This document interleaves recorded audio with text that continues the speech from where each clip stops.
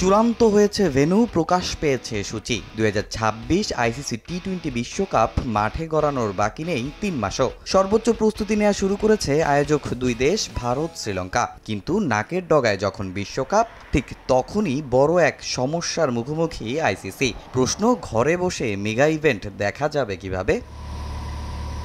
Broadcast প্রতিষ্ঠানের মাধ্যমেই সারা বিশ্বের মানুষ উপভোগ করে আইসিসি ইভেন্ট। এখান থেকে আইসিসিরও লাভ হয় বিলিয়ন বিলিয়ন অর্থ। এতদিন যে দায়িত্ব ছিল ভারতের রিলায়েন্স কোম্পানি জিও স্টারের, তাদের সঙ্গে আইসিসির চুক্তি 4 বছরের। তবে 2 বছর যেতে না যেতেই চুক্তি বাতিল করতে চাচ্ছে প্রতিষ্ঠানটি। কিন্তু কেন? 4 বছরের জন্য রেকর্ড $3 বিলিয়ন জিও স্টারের কাছে সম্প্রচার সত্ত্ব বিক্রি করে আইসিসি। তারা দায়িত্ব নেয়ার পর ছেলেদের টি-20 বিশ্বকাপ, মেয়েদের ওয়ানডে বিশ্বকাপের মতো ইভেন্ট করে আইসিসি। কিন্তু গণমাধ্যমের খবর, বড় স্বপ্ন নিয়ে আসা জিও স্টারের লাভের চেয়ে ক্ষতির পরিমাণটাই বেশি।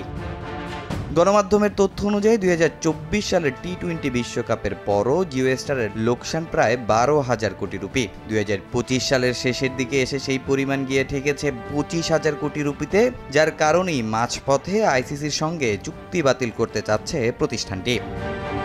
জিও স্টারের এমন সিদ্ধান্ত বিপাকে ফেলেছে আইসিসিকে। 2026 সালের 7 ফেব্রুয়ারি থেকে মাঠে গড়াবে টি-20 বিশ্বকাপ, যা চলবে 8 মার্চ পর্যন্ত। এই মুহূর্তে সম্প্রচারের জন্য নতুন প্রতিষ্ঠান খুঁজে পাওয়া বড় চ্যালেঞ্জ বিশ্ব ক্রিকেটের নিয়ন্ত্রক সংস্থার সামনে। শুধু তাই নয়, খুঁজে পেলেও সম্প্রচার সত্ত্ব বিক্রি করে আইসিসি কতটা লাভবান হতে পারবে তা নিয়ে প্রশ্ন থেকে যায়। 2026 থেকে 2029 সাল পর্যন্ত টিভি রাইটস বিক্রির জন্য নতুন প্রতিষ্ঠান খুঁজছে আইসিসি। লক্ষ্য $2.4 বিলিয়ন সম্প্রচার সত্ত্ব বিক্রি করা। কিন্তু এখন পর্যন্ত কোনো প্রতিষ্ঠান এই পরিমাণ অর্থে টিভি সত্ত্ব কিনতে কোনো আগ্রহই দেখায়নি। তামিম হোসেন, সময় সংবাদ।